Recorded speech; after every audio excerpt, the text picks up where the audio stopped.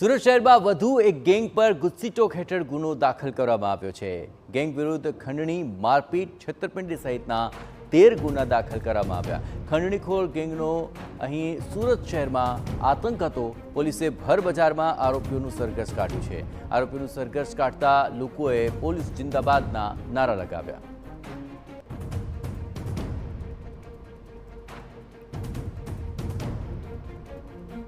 Organise crime syndicate બનાવેલી છે અને આ લોકોના વિરુદ્ધમાં ટોટલ 2006 થી લઈને અત્યાર સુધીમાં વિવિધ પોલીસ સ્ટેશનની અંદર ખંડણી, ધાકધમકી, છેતરપિંડી, લૂંટ, મારઝૂડ એવા ટોટલ 13 ગુના દાખલ થયેલા છે।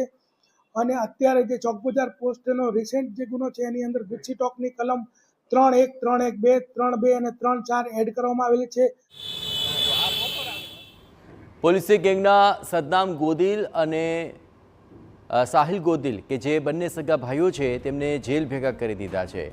અન્ય એક આરોપી ફૈઝલ હાલ દુબઈ ભાગી છૂટ્યો છે અને આ સમગ્ર મામલે તેને ઝડપવા માટે તજવીજ હાથ ધરી છે। આરોપીઓ પર ખોટી રીતે લોકોની જમીનો અને મકાનો પચાવવાનો પણ આરોપ છે।